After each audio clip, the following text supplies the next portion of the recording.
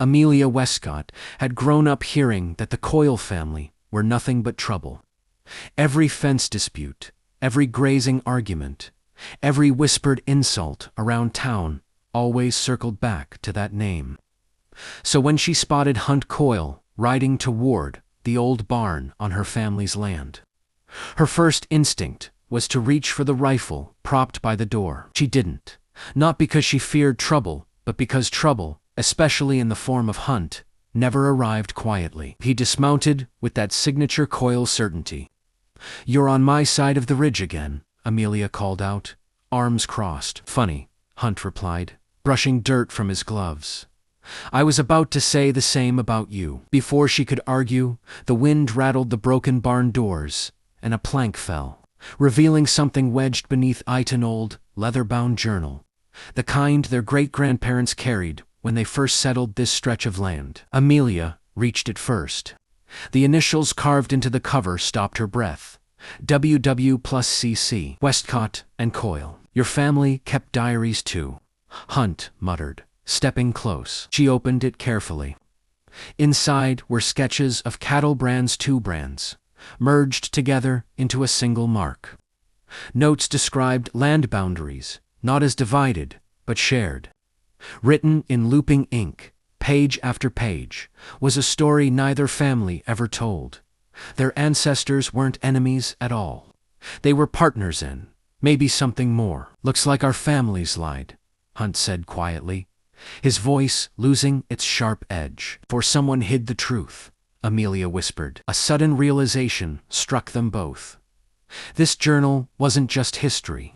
It was leverage, proof, maybe even danger. Because if the truth got out, the land everyone fought over belonged to both families. They stared at one another, the weight of the secret thick between them. Rival heirs, opposite sides of a feud, forced together by a story written long before they were born. "Looks like we're stuck working together," Hunt said. Emilia didn't want to agree, but the spark in her chest said otherwise. They met at dawn, far from town gossip, carrying the journal like forbidden treasure. Emilia spread the pages across an old picnic table near the ridge, her fingers brushing the delicate ink as Hunt leaned over her shoulder. "Your great-grandfather wrote like a poet," Hunt remarked. "Yours wrote like he was terrified someone would find this," she countered. The deeper they read, the clearer the truth became. Westcott and Coyle ancestors built their ranches together. They carved the land, set the boundaries, and even created a joint cattle brand. But then abruptly, the entries stopped. The journal jumped from partnership to silence. "What happened?" Emilia murmured. Hunt tapped the final pages. "Looks like something went wrong. And whatever it was, our families decided it was easier to fight than explain." As they worked through the notes, Hunt noticed how Emilia chewed her lip when thinking. She noticed how he pushed his hair back when frustrated. Both caught themselves staring longer than necessary, which they both ignored. "We need to talk to the elders," Emilia said. Hunt gave a humorless laugh. "Right. I'll walk into my father's house, hand him the journal, and say, 'Surprise, we're family friends now.' He'd sooner shoot the sky." Emilia sighed. "Mine wouldn't believe it either." "So we keep digging," Hunt said. "Together." The word hung between them, heavier than the journal. They followed clues in the diary, leading them to the old stream boundary, where the ranches once connected. As they walked, Emilia's boot slipped on loose. Gravel Hunt caught her arm before she fell. His hand lingered a moment too long. She didn't pull away. "Careful," he murmured. "Maybe stop staring at me and watch the trail," she shot back. His grin warmed the morning air. They reached an abandoned shed. Inside were rusted tools and a chest, sealed shut with a cracked lock.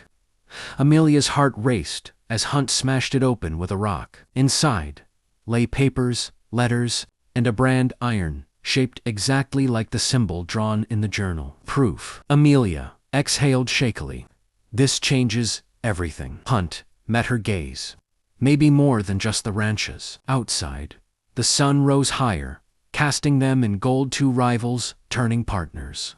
Bound by truth, danger, and something neither could name yet. Word travels fast. In ranch country, too fast. By noon the next day, Emilia noticed strangers, staring longer, whispering more. Hunt felt it too.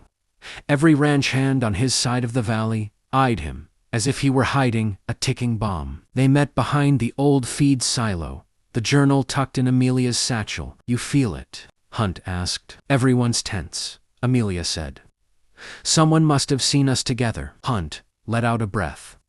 "Coyle and Westcott heirs, meeting in private. Folks are probably planning the next range war already." They opened the letters from the chest. Most were personal, warm, affectionate exchanges between their great-grandparents. But one letter stood out, a warning. "If the families split, the land will split too." Emilia's throat tightened. They didn't feud because they hated each other. They feuded because someone forced them apart. Hunt kicked the dirt. Question is who and why? Before they could study the rest, Hunt's cousin Wade rode up fast, dust trailing behind him. "There you are," Wade snapped. "Pa says you're needed back home. And why are you meeting with her?" Emilia stiffened, but Hunt stepped forward. "Business, none of yours." Wade sneered. "Business with a Westcott? Since when?" Hunt's jaw flexed. "Since I said so." Wade eyed Emilia, suspicion sharp as a blade, but finally turned and rode off. Emilia exhaled. "That was close." "Too close," Hunt muttered. "We don't have much time before someone starts digging." Their urgency grew. That afternoon, while reading more letters, Emilia froze at a page detailing a deal made with a third rancher, one whose descendant still lived nearby. "Hunt, I think someone erased this partnership so they could claim the land themselves." Hunt leaned in. "You're telling me we've been fighting a feud built on a lie?" She nodded slowly. "And someone's still benefiting from it." Thunder rolled on the horizon. Though the sky was clear, just the sound of a storm neither family was prepared for. Hunt placed his hand over the journal. "Then we end it, together." Emilia felt the electricity crackle between them. A partnership forged by ancestors, rekindling in their heirs, and maybe, just maybe, turning into something deeper. Emilia and Hunt rode to the outskirts of town, to a small cabin owned by Jeremiah Hale, the grandson of the rancher mentioned in the letters. He was the last living person tied to the original agreement. The old man opened the door before they even knocked. "I figured you two would come." Emilia blinked. He nodded, slow and heavy. "Your great-grandparents wanted the land shared, wanted the families united, but my grandfather, he wanted it all for himself." Hunt clenched his fists. "So he forced the split." Jeremiah sighed. "He doctored the maps, burned the joint brand records, and spread rumors until both families hated each other. By the time anyone realized, it was too late." Emilia's voice softened. "Why keep it secret all these years?" "Because both families were stubborn," Jeremiah said. "Didn't want the truth, and I didn't want another war." He motioned them inside. On his table lay copies of the original land deed, a photograph of their ancestors standing side by side, the joint brand shining on the wall behind them. Hunt stared at it. They weren't rivals at all. "No," Jeremiah said. "They were in love." Emilia felt her breath catch. "In love." "They planned to unite the ranches through marriage," the old man said. "Your feud, your whole history, started because someone couldn't stand to see them happy." Suddenly, everything made sense.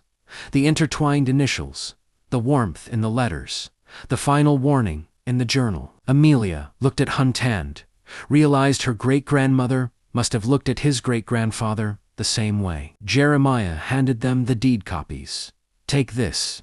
Fix what they couldn't." As they stepped outside, a storm finally broke. Heavy rain falling as Hunt helped Emilia onto her horse. "We're really doing this," she whispered. "Yeah," Hunt said, holding her gaze through the rain.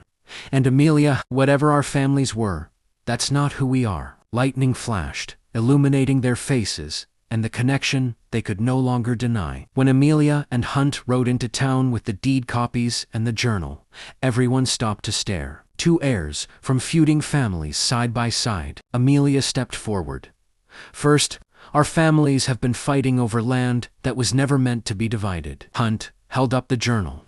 Our great-grandparents built their ranches together. They were partners and in love. Gasps rippled through the crowd. The elders demanded proof, and Emilia spread the letters, the photograph, and the deed copies on a table outside the courthouse. People murmured, shocked, confused, ashamed. Her father's voice finally broke the silence. All this time, we fought over nothing. Hunt's father scrubbed a hand over his face. We let pride blind us. As the two men exchanged defeated glances, Emilia realized something. The feud wasn't ending because of the documents. It was ending because she and Hunt showed everyone a different way, a better way. By evening, families from both sides were mingling, discussing new boundaries, shared grazing routes, and restoring the original partnership. Hunt approached Emilia at sunset, his hat low, his smile softer than she'd ever seen. "We did it," he said. "We did," she agreed. He reached for her hand, rough and warm. "But Emilia, I need to know something." She stepped closer. "What? Is this partnership just about the ranches, or something more?" She felt her heartbeat stumble. "I was hoping you'd ask." Hunt tilted her chin up gently. "Then I'm hoping you'll let me kiss you," she answered, by rising onto her toes. The kiss wasn't rushed or stolen, it was a promise sealed under the fading sun, watched by two families who finally understood that the feud's end wasn't loss. It was freedom. When they pulled apart, Emilia rested her forehead against his. "Our great-grandparents would be proud." Hunt grinned then. "Let's give this town something new to talk about." And under the orange sky of a future no longer divided, they walked back to their families, hand in hand. Don't forget to like, comment, and subscribe for more Western stories.